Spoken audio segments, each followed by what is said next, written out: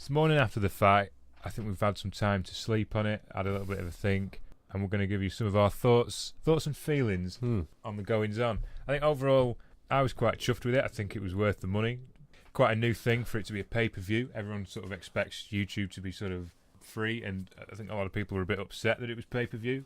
I personally think it's totally... I think it put a lot of people off, but still made a fucking shitload of money. Oh, yeah. But what's really surprised me, kicking off as soon as I saw it, as soon as I came here, is how legit it looks.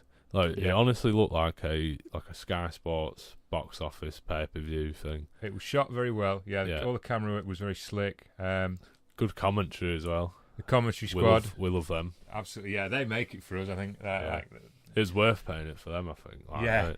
I'm not sure how many other people would have bought it without them. Another thing was it really did surprise me. Some of the fights were actually... It surprised me, the quality of some of them and how entertaining they were. Sure, they weren't the most technical fights, but they're entertaining, Definitely. Everyone just gave it their all, didn't they? That's what I found. I think what worked out well about the evening was that every fight was progressively better than the last, I thought. Both in terms of the ability of the fighters and also just the excitement. The first fight that I really got into was the Face Sensei fight. Yeah. That was pretty good. Well, it was a good knockdown. He does it just part-time, I think, anyway. He is. Well, yes. I think he's fought amateur before. You could tell, he knew what he was doing. And I think as well, a big part of it was the way that he put on a bit of a show. He sort of got it. The way that he leant over to the commentator's desk and what was it? He said it's going to be a left hook and a liver shot. Left hook, liver shot, third round, something like that. Yeah. And he did it, and he absolutely did it, and it worked. So that was quite cool. That was a good bit of showmanship.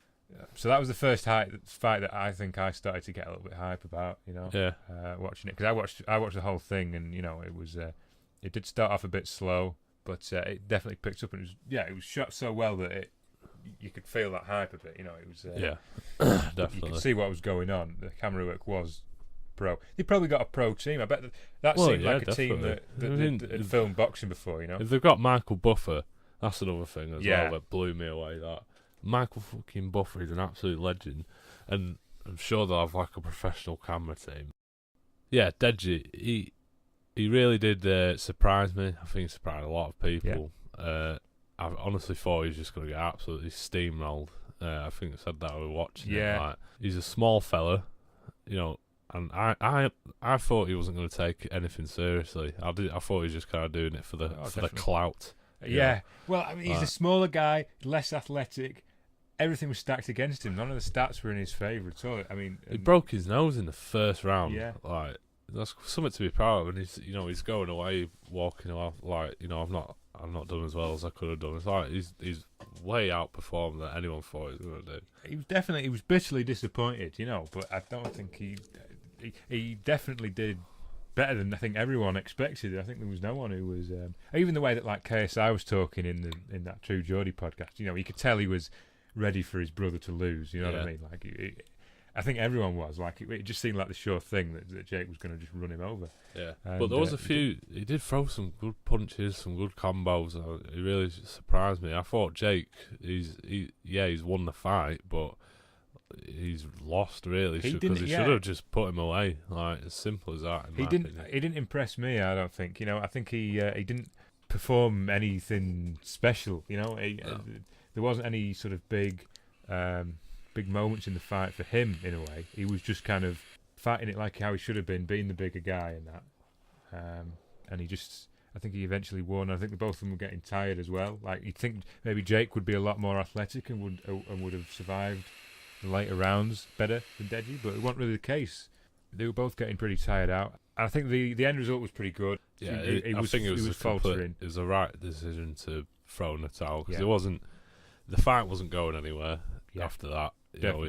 When it got to that fourth round, he was really fucking struggling. Yeah, you could tell he was he went to his corner after that fourth round. He was getting carried by his coach. Yeah, he was leaning on his coach, wasn't he? Yeah, so it was definitely a good idea for them, and I think it was good because it saved Deji from. He can say that he didn't give in. You know what I mean? Yeah. He can now say that he didn't quit. He went the distance. Well, he didn't make it to the 6th round, but I think if it had gone to the 6th round, I don't think either of them would have been up to much. I think Jake would have won, but there wouldn't have been much going on in that 6th round. It would have been two guys just leaning on each other probably. Yeah. But to be honest, I feel like Jake won that fight just purely on fitness. Like he's just fitter than Deji. He was just bigger. To edge it. He's bigger and he's just a bit fitter than him. Yeah, you're right. Yeah, I think Deji, in a way, sort of won that. I think everyone was happy with the way he did it. Won the hearts anyway. He captured the hearts of the people. One thing I definitely want to speak about, which was a highlight for me, was that Shannon Briggs fella. He is quite someone, that guy. I swear he's got head trauma. He's definitely taken too many punches. So he was doing interviews with I don't know who they were. Them two fucking idiots. Honestly, they just annoy me. Them two. They were commentating when Geordie was going for a piss, basically. But the way he would like answer questions with "Let's go, champ." He just like. I remember when he first went and met them, he said, "Oh, we're here with Shannon Briggs, former heavyweight champion of the world," and he just goes, "Let's go, champ." Yeah, how you doing? Having a great time tonight. It's like, fucking, what is wrong with you? You can obviously tell he's obviously way past it. He's not going to get back into boxing, so he's got a PR team that said, "Right, this Let's Go, champ is your thing now. Yeah, it's like this is your thing. It's his brand now. He can't. It's the only thing he's got left to hang on to." It was funny though. It's good. Almost like Subway, eat fresh. Yeah, like, yeah. But it's just the way he just reels them off. Like you don't really expect. It was mid-sentence, start of a sentence, the end of a sentence. You just didn't know where it was going to come from. Like he had a shirt that said "Let's Go." It was like proper merch on his shirt. hat. He had it on his hat. Had it on his hat. Yeah.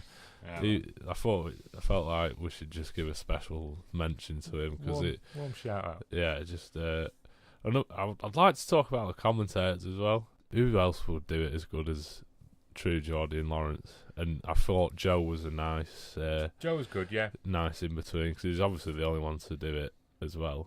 As big as that. So it was interesting to get his perspective like that. Yeah, it's quite nice to have him on it, but definitely Geordie, I think, is the main guy. He really knows what. When the trading blows and punching, like Geordie, he gets gasses it up. Yeah, he's a proper hype man, isn't he? Like he's getting hype about it. That's the thing. You can tell he's like genuinely hype about it. It's almost like you're watching it in the pub with him. You know what I mean? Yeah. He's like that. You can tell that like it's genuine. His reaction to it. He is really like gassed to be there. Yeah, you could tell he loves it. He loves doing it. And I'm just happy for him, because he proper had to grind it out. I've been subscribed to him for a while now, and he's by far and away my favourite guy on YouTube. Yeah. He's just a breath of fresh air, but you could tell he just has a passion for it, and that's what made it as well. But Lawrence, just a funny guy. He's just so good. Them three just worked really well together, I thought. So before the big two main fights, which were both pretty good. There was obviously, I think there was 8 fights that night or something like that. It's quite a good few, yeah. So there was 6 undercard fights, and I think they did definitely get progressively better. I won't lie, I didn't watch all of them. You watched them all, though, didn't you? There wasn't much going on in the first 2. I don't even remember what happened really too much. But I think it definitely started picking up with the match with Faye Sensei, and I think that Gibb, who did he fight? Jay from TGF. Yeah. Cement head guy. That was definitely an interesting one, wasn't it? Like that was not like a technical boxing fight by any means, but they went proper war. War, yeah. It was fun to watch. It was 2 nutters who sort of beginning at boxing, and it was entertaining. It was a good fight. I think it was. It definitely wasn't like a main event material fight, but it was definitely it was an interesting thing to watch. Good little undercard. Good way to finish off the undercard, I think. Yeah, definitely. Like it got you quite hyped for seeing the big guys come out later. Yeah. I think so. That was cool. I think that was the last fight before the 2 main events. Yeah, it was. So it was those last 2 undercard fights. I think that they did as well. The Scarce as well came out. That was a weird one. It was a weird fight, but it was sort of wholesome in the end, wasn't it? I think everyone won. Everyone won that fight. Yeah, it's true. That's the best way to put it. I feel like everyone won. Like Scarce did so good for. He was like. Tell he was a fish out of water there. Yeah, he was unbelievably uncomfortable in that ring. Like he really. it's not as I don't. Well, he's just not an athletic guy. Like, but he's made quite a transformation to lose a lot of weight. Believe that. Yeah, lose a lot of weight. Only took £100 in 6 months, I think. That was, yeah. I mean, it's mad to think about. Like, you know, he did get fucking licked. Oh, he did. Didn't he? But he took it, didn't he? Like, he took it. He it's not like you think he'd just sort of, you know, I take a few punches and he just pussy out. You know, he just drop and not get up. But like, he just kept taking it. Like, I don't know. It was mad. I don't know. All the fights were like that, though, weren't they? Everyone was invested. Yeah. I think. Do you know what I think it might be? It's because of the internet. I think it's like nobody wants to give up. Yeah, it's not worth slammed it. On. It's not. I'd say the pain in that ring is like, it's nowhere near as bad as the pain as you're gonna have for like the rest of your life if you don't perform. Because you're right, with the internet, it's not just like, you know, I suppose years ago where it was just even if you did something like that on the TV years ago, you know, people are gonna have seen it and they're gonna just forget about it, you know. But now you're going to see loops of it. You're going to see it looped on your Twitter feed. You're going to see it all the time. You're going to see YouTube videos of people talking about it. I remember a different time. Yeah, I mean, I remember. You know Conor McGregor, don't you? Yeah. I remember when he knocked a fighter out in 13 seconds. He knocked this guy out for the belt. I can't remember which belt it was, and he did it in 13 seconds. And this guy who just knocked out 13 seconds was undefeated in 10 years. Yeah. Everything, and he just knocked him out for it. And every time this guy tweets anything, the top or second bottom is a gif of him getting fucking like that's all he's going to be known for now, especially in this time and age. Exactly, it's kind of sad in a way, but like he got knocked out by Conor McGregor in 13 seconds. That's his legacy. Like, it's rough, innit? It's nothing rough. to do with nobody remember him being unbeaten for 10 years or anything. No, like. So you can tell they all really put like their effort into it. There was no fight, even like the first couple where there wasn't much going on. They were still pushing, you know, like they were pushing harder than they were not used to pushing. You could tell. Yeah, it was a good evening. Even the undercards were good. Yeah. The main event, KSI versus Logan, the one everyone paid to see, and it was a cracking fight actually, wasn't it? It was. Yeah, I did enjoy it actually. The first thing that you said when it was like, I think it was like round 2 or something like that, Logan was just pasting KSI. He really was. Like, like Logan looked fucking good in there, didn't he? That is one thing I want to bring up. Like, that first 2 rounds, he moved so fast. He obviously had a game plan. Yeah. And just them jabs, I was saying to you, I was like, he shouldn't throw anything else but a jab and a left, or whatever it was. That combination. Left to right, it was just 1-2, yeah. Like, he shouldn't throw anything else but that because it was just working so well. Yeah. Like, and he was mocking him almost. Like, He started putting his hands down and taking the piss, which I think, you know, he had to do, and I think it worked because KSI did get pissed. I think there was a bit of dirty play by. But we'll get to that. We'll get on. Well, that was a bit of a spoiler. Round 2, he was absolutely getting pasted, and I was like, shit, Logan's just going to win now, isn't he? Like, there's no way. That's it. And you said to me, Rocky 4. Rocky 4. Yeah, they even look like it, mate. Like, what's he called? Apollo Creed, KSI, Dolph Lundgren, Ivan Drago. Yeah. Like, I said to you, I was like, don't write him off just yet. It might turn out to be a Rocky 4, this. Yeah. And it basically was. Pretty much did, yeah. Even though, you know, the result was a draw, I think I was happy with that draw. I think it was an evenly. Overall, it was a very even match over those 6 rounds. You could say easily if it was more rounds, KSI definitely would have won it.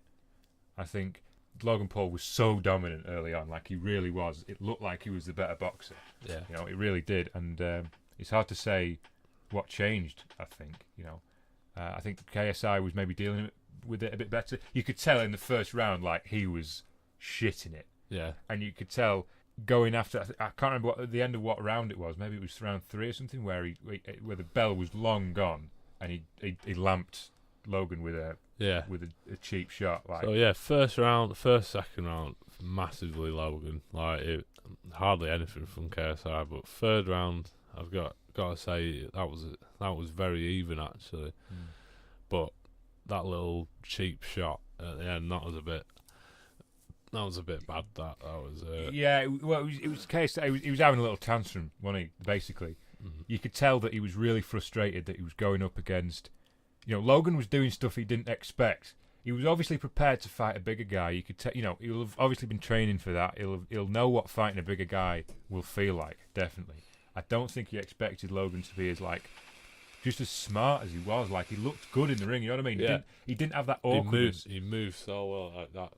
That is one. It really did surprise me how quick and how smooth he was. Like, I mean, we knew he was going to be athletic and powerful and quick, I suppose, because he is obviously. He was very lean. He dropped a lot of weight. Well, not a lot, but he was leaner than everyone expected. So he was going to be quick in that. But you could tell KSI just could not handle that. It was something that he didn't have a game plan. I think that's what fucked KSI a little bit. Well, I think in a way his game plan. He did have a game plan. He thought he was just going to be able. He was going to be untouchable. His ego's so massive. Like, he's saying, "Yeah, I'm going to fucking bury him." Like, but I think when he realised that Logan, he's not fazed by it at all. Actually, he's not.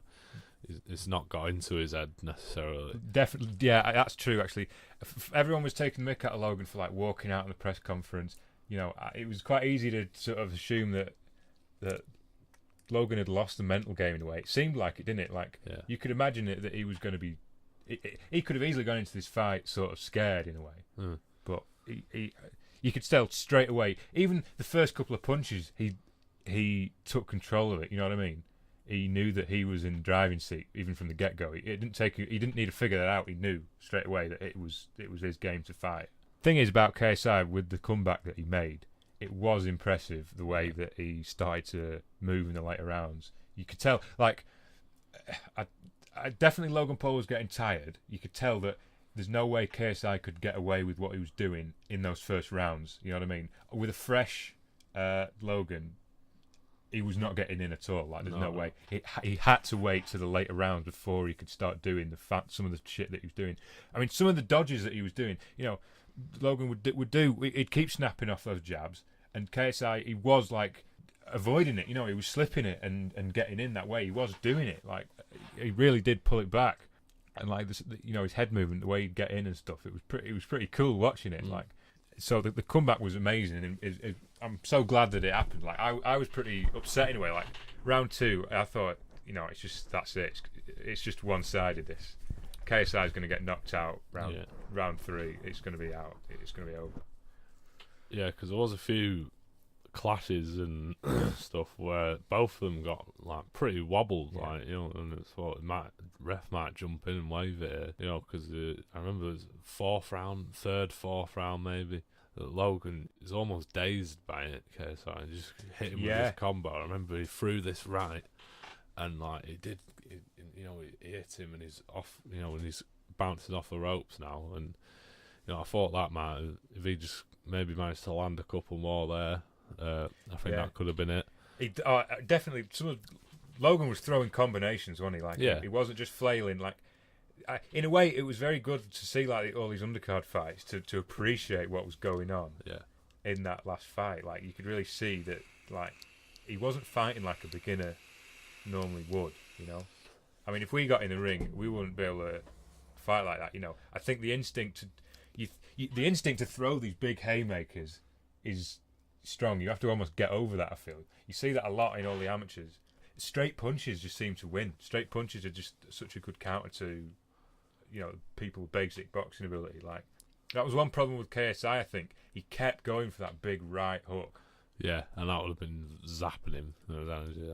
You could tell it landed. There was one time he landed 2, one after the other, these 2 massive wham wham right hooks. Yeah, and it was quite spectacular. But he just kept using it, and I think Logan was getting used to it. He was getting in the rhythm of deflecting it in a way. So I would have liked to see sort of more punches out of KSI. I think it's something he's going to work on. I think that's what's interesting as well. After this fight, I'm definitely glad it was a draw. I think watching that fight, I was saying this should be a draw. I'd be happy if this was a draw. Yeah. I mean, KSI, you could tell Logan was wobbly. He was going in that round 6. He was really just stalling and trying to survive. Yeah. But again, a lot of ability in him. to survive that last round with nothing left in the tank. It wasn't like he was just fluking it and blagging it. Like, he knew what he was doing. Just kept clinching up. Like, it was quite clever.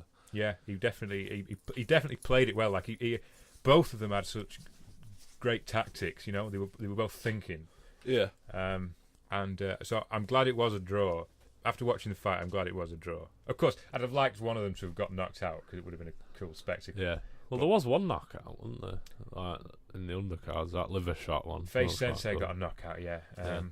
But it's a good fight. I think I mean, I didn't pay for it. You paid for it, so whether it was worth the money, it's up to you, really. I think it was worth. I was happy to pay it. £7's not a lot of money at the end of the day, you know. It would take a lot for me to get disappointed spending £7.